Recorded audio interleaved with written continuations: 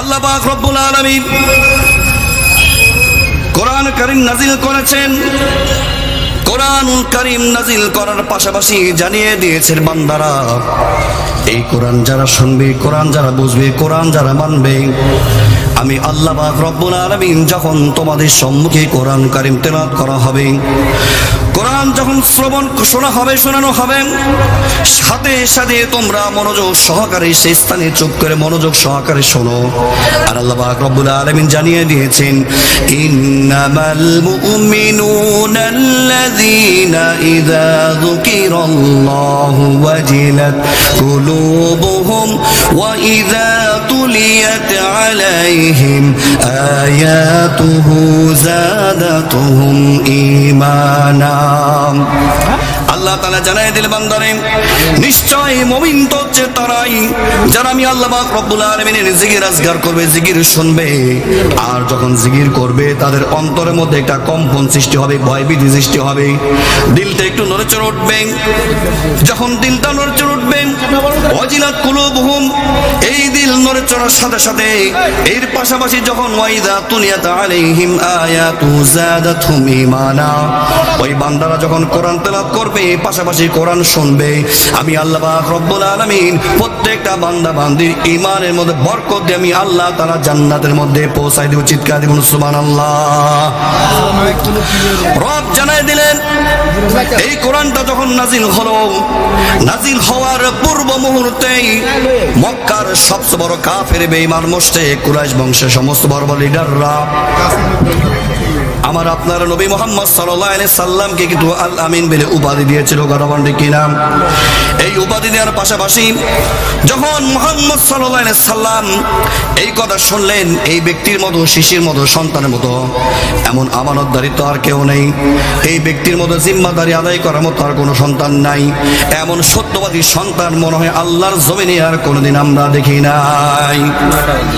আমার আপনার নবী মুহাম্মদ সাল্লাল্লাহু আলাইহি সাল্লামের উপর যখন বিশ্ববাসীর হেদায়েতের জন্য যখন কোরআনটা নাজিল হয়ে গেল, কোরআনটা নাজিল হওয়ার সাথে সাথেই আল্লাহ তাআলা যখন বললেন, ইয়াতলু আলাইহিম আয়াতিহি ওয়া ইউযাক্কিহিম ওয়া ইউআল্লিমুহুমুল কিতাবা ওয়াল হিকমা, এই কোরআনটা যখন নাজিল হয়ে গেল, রব্বুল আলামিন যখন জানিয়ে দিলেন সমস্ত কাফের বেঈমান মুশরিকদের কাছে দাঁড়ে দাঁড়ে গিয়ে কোরআন তেলাওয়াত করেন, এই কোরআনটা যখন তেলাওয়াতের প্রচারতা যখন আস্তে আস্তে বেড়ে গেল, মক্কার জমিনের সমস্ত কাফের বেঈমান মুশরিকগুলির দিলের মধ্যে আঘাত পড়েছে। কথা কোন ঠিক কিনা?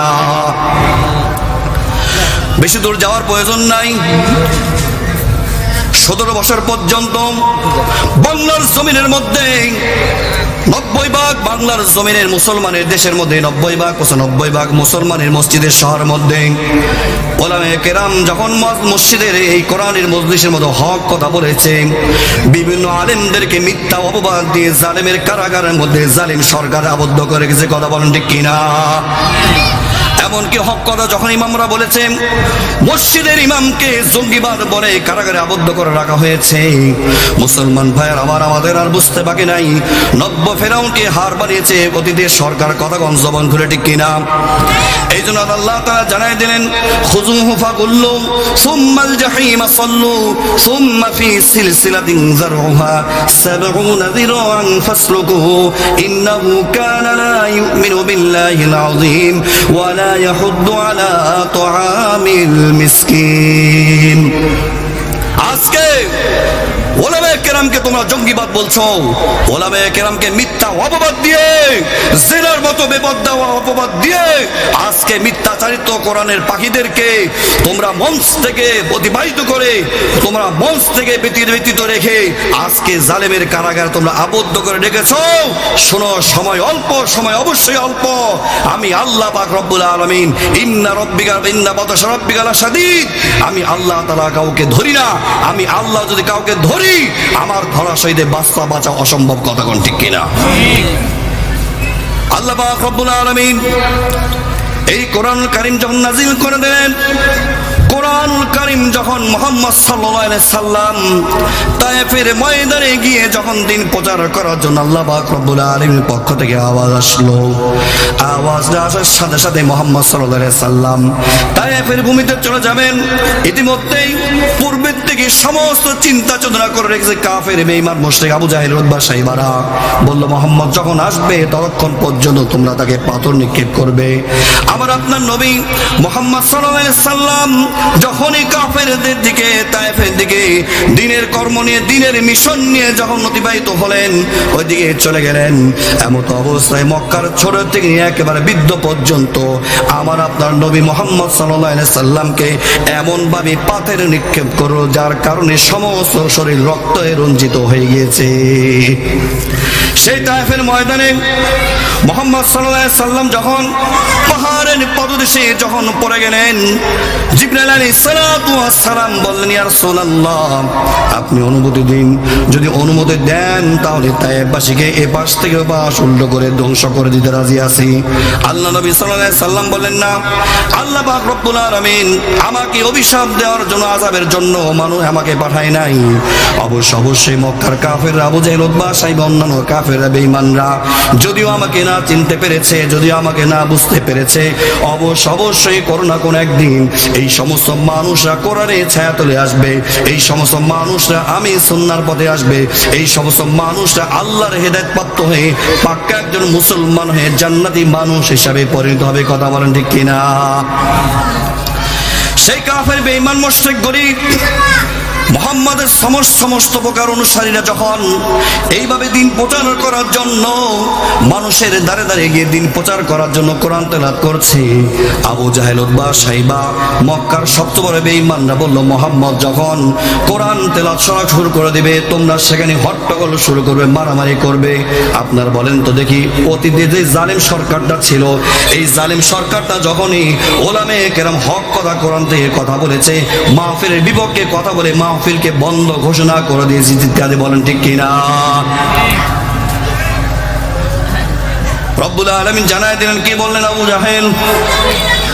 وقال الذين كفروا لا تسمعوا لهذا القرآن والغوا فيه لعلكم تغلبون। আবু জাহেল বলল, হে মক্কার সমস্ত কাফেররা শোনো, মুহাম্মদ সাল্লাল্লাহু আলাইহি সাল্লাম যখন কোরআন তেলাওয়াত করবে, কোরআনের কাজ করবে, কোরআনের মিশন নিয়ে বাস্তবায়ন করার চেষ্টা করবে, তোমরা সেখানে বাধা প্রদান করবে, নাচ গান করবে, ইত্যাদি করবে, সেখানে হট্টগোল সৃষ্টি করে দিবে। আমরা বলি বাংলার জনগণ নয়, সাহাবায়ে কেরাম থেকে দীপ্ত আওয়াজ রক্তে রঞ্জিত কণ্ঠে এই আওয়াজ উঠেছিল, তোমরা যতই বেশি বাড়াবাড়ি করো না কেন, চীনের মহাপ্রাচীরের মতো পাথর দিয়ে তোমরা যদি কোরআন এবং আমাদের সম্মুখে আমাদের বাজে যদি প্রাচীর তুলে দাও, সে প্রাচীরকে ভেঙে মুচড়ে দুমড়ে দিয়ে আমরা কোরআন তেলাওয়াত করার জন্য, কোরআন শোনার জন্য মুহাম্মদ সাল্লাল্লাহু আলাইহি সাল্লামের কাছে শুনে যাব। কথা বলেন ঠিক কিনা? আগামী ভবিষ্যতে নব্য আবু জাহেল লেডিস ফেরাউন থেকে আমাদের শিক্ষা নিতে হবে। ভবিষ্যতে যারা কোরআনের বিরুদ্ধে কথা বলবে, হাদিসের বিরুদ্ধে কথা বলবে, আল্লাহ এবং রাসূলের আদর্শ নিয়ে বাস্তবায়ন করার থেকে মুসলমানদের বিপক্ষে কথা বলবে, বাংলার জনগণ বসে থাকবে না।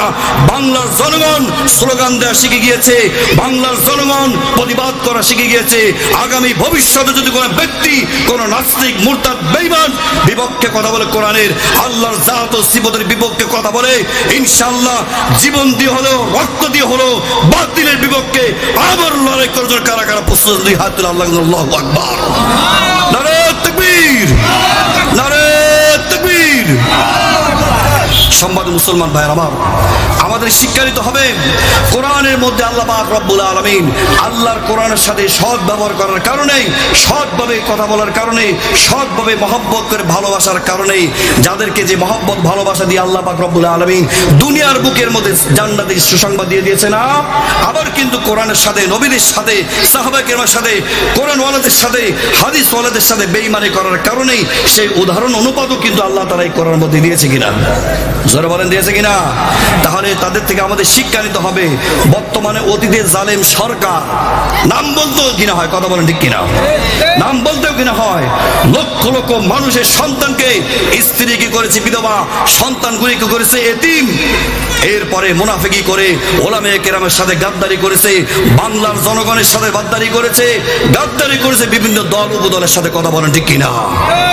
এর অবশ্যই আজকে এই মঞ্চে যিনি তাফসীর করে গিয়েছেন, যিনি তাফসীর করে দিয়েছেন, কিংবদন্তি তাফসীর কারক, আমরা চাই অনতিবিলম্বে যারা আল্লামাকে, যারা তাফসীর কারককে অনুমতি ছাড়াই, বিনা অনুমতি ছাড়াই বিভিন্ন রকম সেবা না দিয়ে, বিভিন্ন রকম অসুখের সেবা না দিয়ে লাঞ্ছিত করে, বেইজ্জত করে যারা তাকে শহীদ করে দিয়েছে, অনতিবিলম্বে আমরা তাদের ফাঁসির দাবিদার জানাচ্ছি। চিৎকার বলুন ঠিক কিনা। সম্মানিত মুসলমান ভাই আমার, এই কোরআনটা নাজিল হয়েছে হুদাল্লিন নাস, মানুষকে হেদায়েতের জন্য। এই কোরআন তো তারাই শুনবে যাদের মধ্যে আল্লাহর ভয় আছে। এই কোরআনতে তারাই বিমুখ থাকবে, কোরআনের বিরোধিতা একমাত্র তারাই করবে, আলেমদের বিরুদ্ধে তারাই করবে, নবীর দুশ্মনী, নবীর সাথে দুশ্মনী তারাই করবে যাদের কপালে হেদায়েত নাই, কথাগণ ঠিক কিনা। আল্লাহ পাক রব্বুল আলামিন কোরআনটা নাজিল করে দিলেন। এই কোরআন মোতাবেক যারা জীবন গড়িয়েছিল, পরিচালিত করে দিয়েছে। আল্লাহ পাক রব্বুল আলামিন তিনজন কালো সাহাবীর কথা রাসূল সাল্লাল্লাহু আলাইহি সাল্লাম হাদিসের মধ্যে ঘোষণা করে দিয়েছেন। কয়জন সাহাবী জোরে বলেন, আরো জোরে বলেন, কয়জন সাহাবী? তিন কালো সাহাবীর কথা রাসূল সাল্লাল্লাহু আলাইহি সাল্লাম হাদিসের মধ্যে বলে দিয়েছেন। এমন কালো একজন ব্যক্তি হলেন লোকমান আলাইহিস সালাম, যিনি ছিলেন একেবারে কালো, চুলগুলো ছিলেন একেবারে কুকরানো মুকরানো, এবং তার নাকটা ছিল বোচা, পাটা ছিল ফাটা। এমন ব্যক্তি আছে কিনা? এমন ব্যক্তি আছে কিনা? পা ফাটা মানুষরা যখন দেখবেন স্ত্রীর সাথে, স্বামীর সাথে এইভাবে শয়ন করে, রাতের মশারিতে যখন পা আটকে যায় তখন কি দুর্দশা হয়, যাদের পা ফাটা আছে তারাই বলতে পারে, কথা ঠিক কিনা। সকালবেলা স্বামী স্ত্রী যদি কোনো কথা নিয়ে তর্ক বিতর্ক শুরু হয়ে যায়, তুমি পা ফাটা তোমার জন্য রাখতে, আমি রাতে বেলায় আমি সঠিকভাবে শয়ন করতে পারি না, কথা ঠিক কিনা। লুকমান আলাইহিস সালাম তিনি ছিলেন কালো, কিন্তু আল্লাহ পাক রব্বুল আলামিনের কোরআনের বিধান মোতাবেক জীবন গড়ার কারণেই 13টি নসিহত মোতাবেক এমন ভাবে তার সন্তানকে নসিহত করেছেন।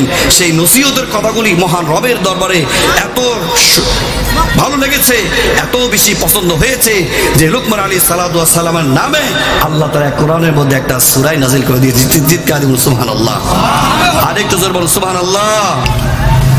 এই হলো এক নাম্বার। দুই নাম্বার হচ্ছে হযরতে বেলাল রাদিয়াল্লাহু তাআলা আনহু। কালো ছিলেন না ধলা? জোরে বলেন, কালো ছিলেন না ধলা? নাকটা ছিল বোচা, চেহারার মধ্যে তেমন কোনো সৌন্দর্যতা ছিল না। যখন বেলাল রাদিয়াল্লাহু তাআলা আনহু দূর থেকে আসতেন, সাহাবায়ে কেরাম রাদিয়াল্লাহু তাআলা আনহু বলতেন বিশাল বড় একটা কালো পাহাড় আসতেছে। তখন নবীজি সাল্লাল্লাহু আলাইহি সাল্লাম বললেন, হে আমার সাহাবারা, আমার বেলালকে তোমরা তুচ্ছ তাচ্ছিল্য ভাবে তোমরা ডেকো না। কেন? আমি বেলালকে যখন তোমরা এইভাবে তুচ্ছ তাচ্ছিল্যের সাথে তাকে ডাকো, তখন আমি নবীর কলিজায় আঘাত লাগে। যেমন সুবহানাল্লাহ। তিন নম্বর হচ্ছে হযরতে সাদ রাদিয়াল্লাহু তাআলা আনহু। বেলাল হযরতে বেলাল রাদিয়াল্লাহু তাআলা আনহু যখন ইসলাম গ্রহণ করলেন, উমাইয়া তখন তার উপর ক্ষিপ্ত হয়ে গেল। কি আঘাত না তাকে করেছে, কি মার না তাকে দেওয়া হয়েছে।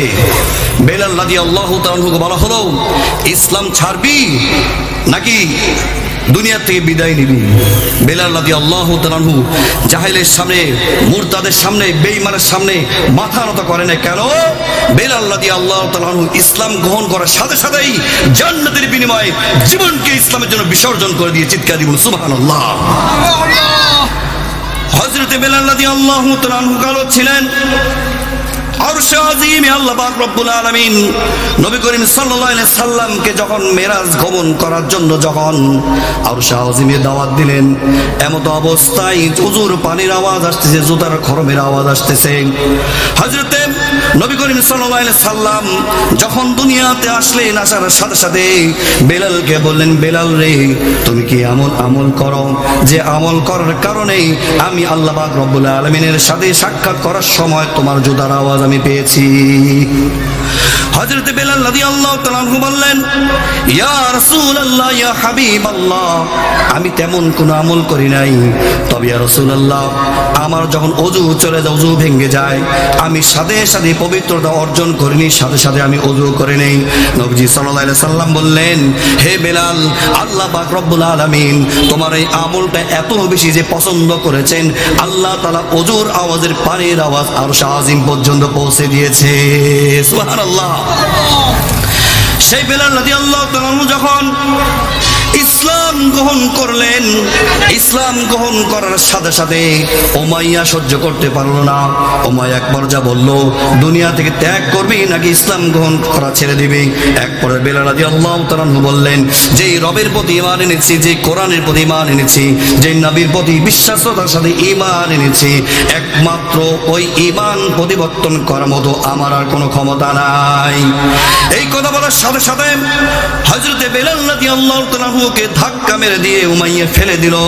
ফেলে দেওয়ার সাথে সাথে আহাদ আহাদ বলে যখন চিৎকার করতেছিল, এমত অবস্থায় তার বুকের উপর জাপটে মেরে শক্তভাবে ধরে বেলাল রাদিয়াল্লাহু তাআলার মুখের মধ্যে বাম হাতটা তুলে দিয়ে ঢুকায় দিয়ে প্রবেশ করে জিহ্বাটা বের করে বাবলা কাঠের কাঁটাটা তার জিহ্বার মধ্যে পরিচালিত করে দিয়েছে।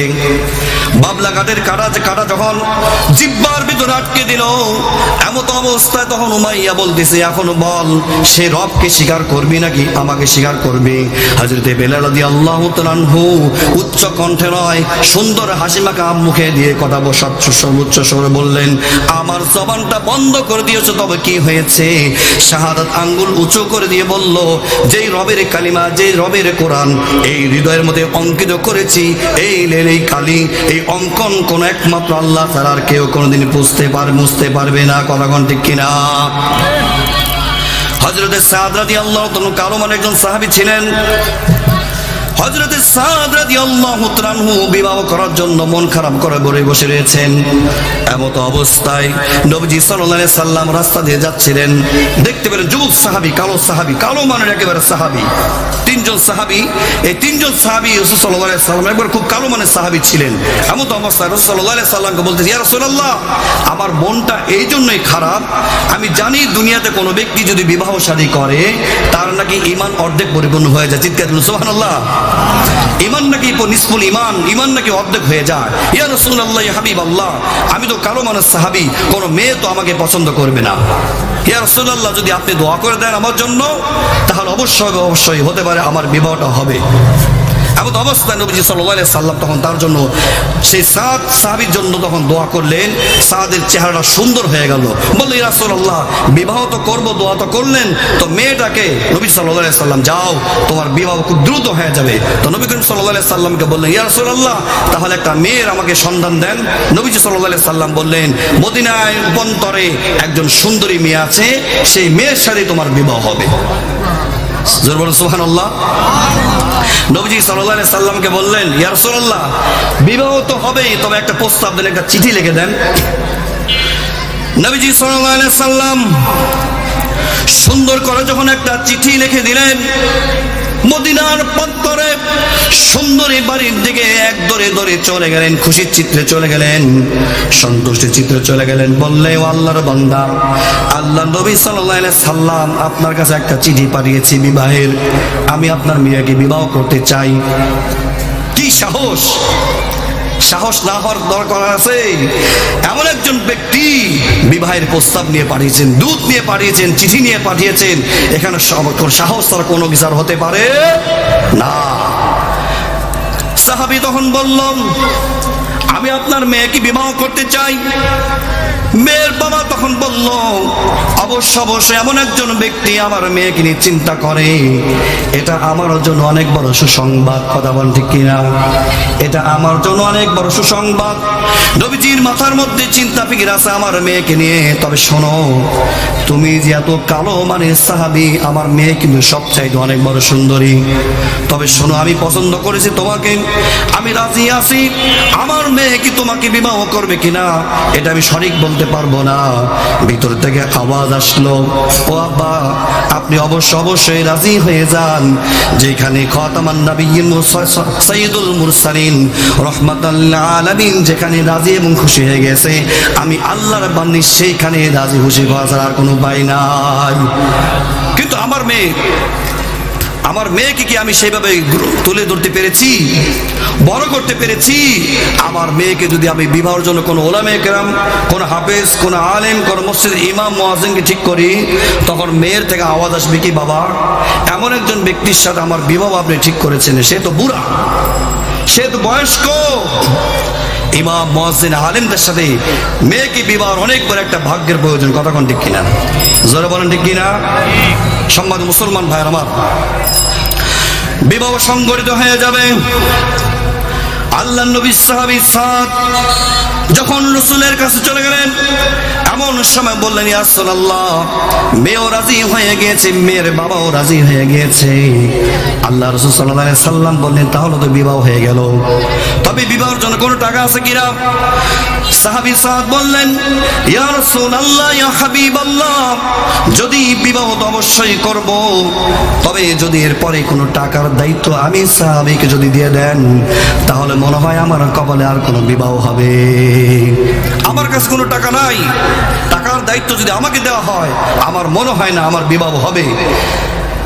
নবীজি সাল্লাল্লাহু আলাইহি সাল্লাম বললেন, বিবাহ আমি করে দিব, এরপর টাকাও কি আমি দিব? নবীজি সাল্লাল্লাহু আলাইহি সাল্লাম বললেন, ইয়া রাসূলুল্লাহ, অবশ্যই সবকিছু আপনার দায়িত্ব আমি ছেড়ে দিয়েছি। চিৎকার দিন আল্লাহু আকবার। এমন সময় নবীজির জামাই ছিলেন হযরত ওসমান গনি রাদিয়াল্লাহু তাআলা আনহু।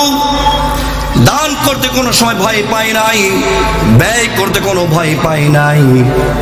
নবীজির জামাই ছিলেন দুইজন। জোরে বলেন কয়জন? হযরত ওসমান গনি রাদিয়াল্লাহু তাআলা একজন, আর হযরত আলী রাদিয়াল্লাহু তাআলা একজন।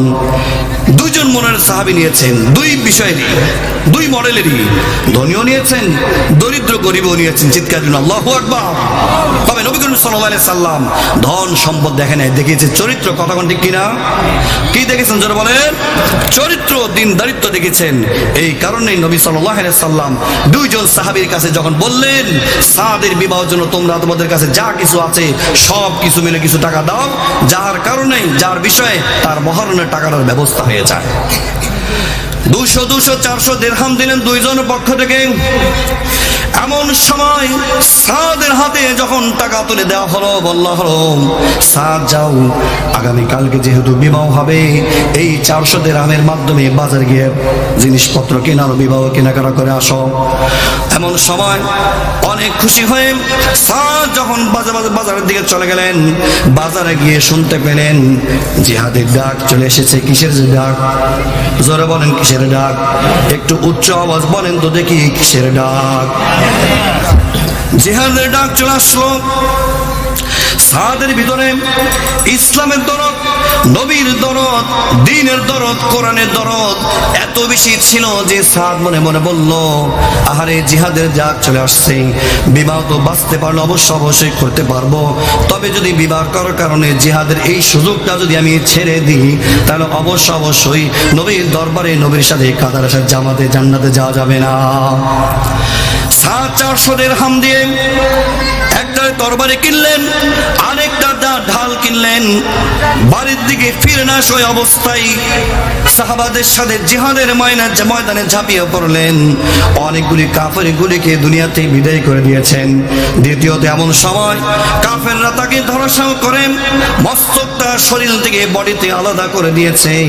ডান হাত কেটে ফেলেছে, বাম হাত কেটে ফেলেছে। এমন সময় নবীজির দরবারে ঘোষণা চলে গেল, কানে আওয়াজ গেল, আল্লাহ নবী যে সাহাবীর আগামীকালকে বিবাহের কথা ছিল, ওই সাহাবী ইসলামের জন্য, দ্বীনের জন্য জীবনকে উৎসাহিত করে দিয়ে দুনিয়াতে বিদায় নিয়ে চলে গেছে। সাহাবীর চোখে পানি চলে আসলো। নবীজি সাল্লাল্লাহু আলাইহি সাল্লাম বললেন, সাহাবার মস্তকহীন লাশটার মাথাটা আমার কাছে নিয়ে আসো। সমস্ত সাহাবায়ে কেরাম ঠিক এইভাবে চেয়ে আছেন। সাহাবায়ে কেরাম লক্ষ্য করলেন আল্লাহ নবী সাল্লাল্লাহু আলাইহি সাল্লাম একবার সাহাবার দিকে তাকিয়ে হাসতেছিলেন, আরেকবার সাহাবার দিকে তাকিয়ে কাঁদতেছিলেন। এমন অবস্থায় সাহাবারা বলল, ইয়া রাসূলুল্লাহ, ইয়া হাবিবাল্লাহ, আজকে এমন একটা বিষয় পর্যবেক্ষণ করলাম যা কোনোদিন আপনার ভিতরে দেখি নাই। বলে, কি দেখেছো? বলে, একবার দেখলাম সাদের লাশের দিকে তাকিয়ে একবার আপনার হাস্যোজ্জ্বল চেহারা হলো, আরেকবার দেখলাম সাদের চেহারার দিকে তাকিয়ে কান্না জড়িত হয়ে গিয়েছে। নবীজি সাল্লাল্লাহু আলাইহি সাল্লাম বললেন, ও সাহাবারা, তোমরা শোনো ভালো করে। আমি যখন সাদের দিকে তাকালাম, হাস্যোজ্জ্বল চেহারা হলো, আমি দেখতে পেলাম আল্লাহ পাক রব্বুল আলামিন জান্নাত সাদকে দান করে দিয়েছেন, জান্নাতের মধ্যে প্রবেশ করে দিয়েছেন। প্রবেশ করার সাথে সাথে জান্নাতের হাজার হাজার হুররা সাদকে নিয়ে টানাটানি করতেছেন। সুবহানাল্লাহ। কান্না করলাম কেন? দুনিয়াতে সবচেয়ে বড় স্বাদের জায়গা হচ্ছে বিবাহের স্বাদ। আজকে তো মানুষরা বিবাহ করার পরকিয়া করে, কথা কোন ঠিক কিনা? নবীজি সাল্লাল্লাহু আলাইহি সাল্লাম যখন মেরাজের ভিতর গেলেন, মেরাজে যাওয়ার সাথে দেখতে পেলেন জান্নাত জাহান্নাম কিন্তু তাকে দেখানো হয়েছিল। জাহান্নাম যখন গেলেন, এক শ্রেণীর মানুষকে দেখতে পেলেন উপরের দিকে দুইটা পা উলঙ্গ করা হয়েছে, লটকিয়ে রাখা হয়েছে, মাথার নিচে দেওয়া হয়েছে। জিবরাইল আলাইহিস সালামকে জিজ্ঞাসা করলেন, ভাই জিবরাইল, এই ব্যক্তিগুলোকে কেন উল্টা করে তাদেরকে জাহান্নামের আগুনে নিক্ষেপ করা হয়েছে? আল্লাহ নবী সাল্লাল্লাহু আলাইহি সাল্লাম প্রশ্নের জবাবে জিবরাইল আলাইহিস সালাম বললেন, এই সমস্ত ব্যক্তিরা ঘরের মধ্যে স্ত্রী থাকতে অন্য মেয়ের সাথে পরকীয়া লিপ্ত হতো। আল্লাহর জমিনের মধ্যে নয়, আমাদের ঘরের মধ্যে এমন বেহাপনা পুরুষ আছে কিনা জোরে বলেন, আছে কিনা? আছে। সম্মানিত মুসলমান ভাইরা আমার, মেরাজ শুধু নামাজ আনতে গেছে এতটাই ঘটনা। মেরাজের মধ্যে যে ঘটনাগুলি আছে, যে কথাগুলি আছে, এগুলো যদি বাস্তবে কোনো মানুষ যদি ইমানদাররা মানতে চেষ্টা করে, ওই ব্যক্তি আর বেঈমান থাকবে না, পাক্কা একজন ইমানদার হয়ে যাবে, পাঁচ ওয়াক্ত একজন মুসল্লি হয়ে যাবে। নামাজে চিৎকার দিন সুবহানাল্লাহ। হযরত নবী করিম সাল্লাল্লাহু আলাইহি সাল্লাম সাদের স্ত্রীকে ডাকলেন। সাদের স্ত্রীকে ডাকতে বলে সাহাবাদেরকে। সাহাবারা যখন সাদের স্ত্রীকে নবীর কাছে পেশ করলেন, আল্লাহ নবী সাল্লাল্লাহু আলাইহি সাল্লাম বললেন, ও আমার সাদের স্ত্রী, আমি জানি মদিনার মধ্যে সবচাইতে একজন সুন্দরী নারী তুমি। যদি আমার সাহাবীকে অবশ্যই যদি তুমি বিবাহ করতে পারতে, অবশ্যই তুমি সুখী হতে, অবশ্যই তুমি জান্নাতি হতে, অবশ্যই তোমাদের জীবনটা উৎসর্গ হতো। তবে সবচেয়ে বড় কষ্টের বিষয়, সাদের সাথ তুমি নিতে পারো নাই। আমি আল্লাহ রাসূল সাল্লাল্লাহু আলাইহি সাল্লাম তোমাকে আজকে একটা বিষয় হাদিয়া দিব, যে সাদ ইসলামের জন্য তরবারি দিয়ে বিভিন্ন কাফেরের বিরুদ্ধে লড়াই করার জন্য জিহাদের ময়দানে ঝাঁপিয়ে পড়েছে। ওই সাদের একটা তরবারি এবং যে ঢালটা নিয়েছিল, এই ঘোড়াটা সহকারে আমি তোমাকে আল্লাহর নবী হাদিয়া দিয়ে দিলাম।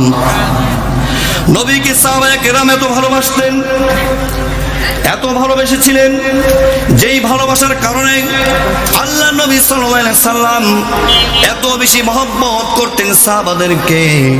নবীজি সাল্লাল্লাহু আলাইহি সাল্লাম বললেন, ও আমার সাহাবারা, তায়েফের ময়দানে তোমাদের কারণে আমার অনেক জীবন থেকে, শরীর থেকে রক্ত প্রবাহিত হয়েছে। উহুদের ময়দানে দান্দার মোবারক শহীদ হয়ে গিয়েছে।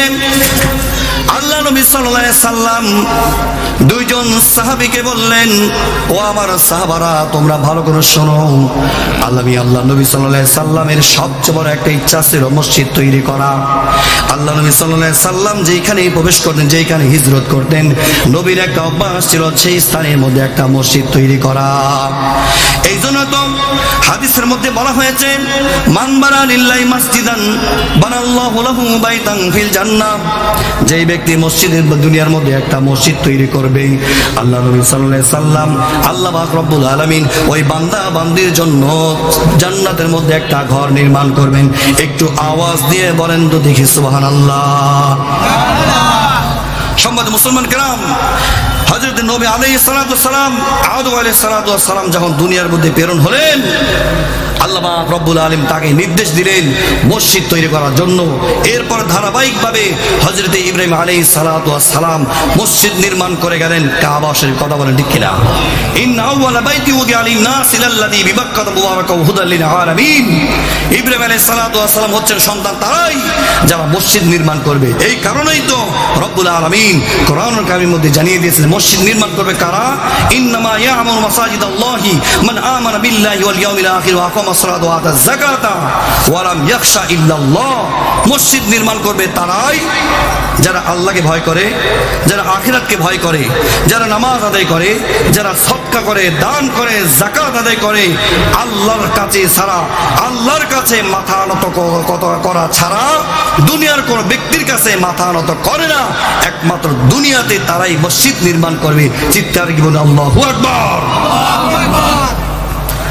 ওয়াল্লাহু লা ইয়াহদিল কওমাল ফাসিকিন ওয়াল্লাহু লা ইয়াহদিল কওমাজ জালিমিন।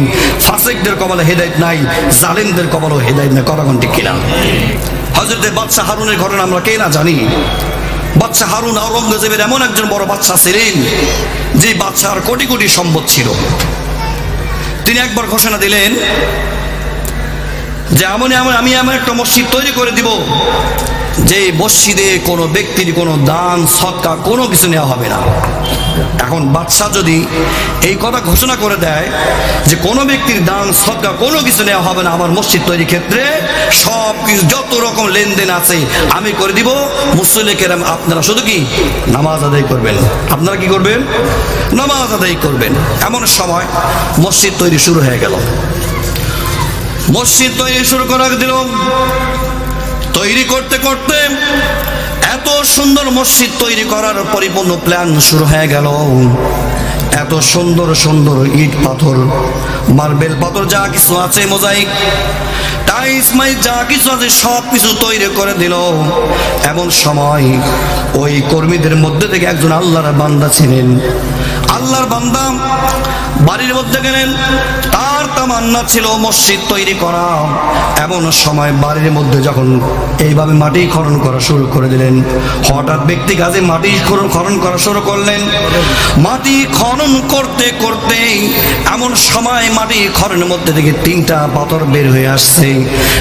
যেই তিনটা পাথরের রং ওই যে বাদশাহ হারুন যেই রং তৈরি করার চিন্তা ভাবনা করেছিলেন, যে পাথর নির্মাণ করার চিন্তা ভাবনা করেছেন, ওই পাথরের সাথে এই তিনটা পাথরের পরিপূর্ণ মিল পাওয়া যায়। সুবহানাল্লাহ।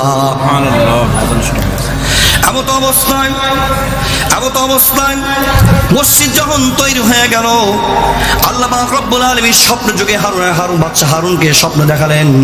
এমন সময় ফেরেশতারা আসলে ঘুমন্ত অবস্থায়, বাদশাহ হারুন মসজিদ তৈরি করেছো, আল্লাহ ওয়াদা নিয়েছেন যে ব্যক্তি মসজিদ তৈরি করে দেবে আল্লাহ পাক রব্বুল আলামিন ওই ব্যক্তির জন্য জান্নাতের মধ্যে একটা ঘর নির্মাণ করবেন। চলো যাই ঘর দেখার জন্য। বাদশাহ হারুন তখন ফেরেশতাদের কথার সাথে সাথে স্বপ্ন যুগে জান্নাত দেখার জন্য চলে গেলেন। জান্নাতের মধ্যে যা কিছু নাজ নিয়ামত আছে সব কিছু দেখলেন। এমত অবস্থায় যখন বের হয়ে আসবেন, বের হওয়ার সাথে সাথে দেখতে পেলেন সামনের মধ্যে আরেকটি জান্নাত। সুবহানাল্লাহ। আর জোরে বলেন সুবহানাল্লাহ। হঠাৎ করে তিনি বললেন, কি ব্যাপার, আমি একটা জান্নাত পাইলাম মসজিদ নির্মাণ করার কারণে, হুবহু আরেকটা জান্নাত, কারণটা কি? মনে হয় আল্লাহ তাআলা আরেকটি জান্নাত আমাকে কি বোনাস দিয়েছেন। বাদশাহ হারুন তখন এক দূরে চলে গেলেন ওই জান্নাতের কাছে। গিয়ে দেখলেন দারোয়ান দাঁড়িয়ে রয়েছে। বললেন, দরজা খুলে দাও, আমি ভিতরে প্রবেশ করব।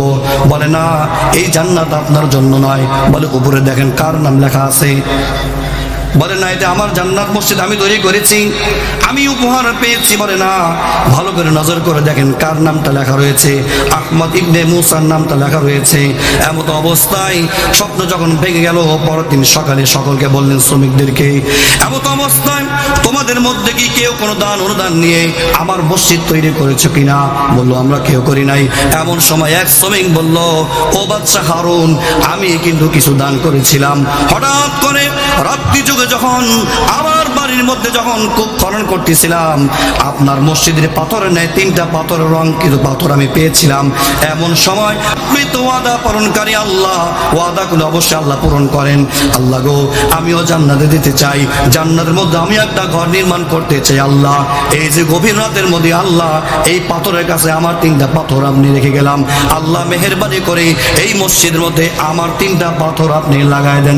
সুবহানাল্লাহ।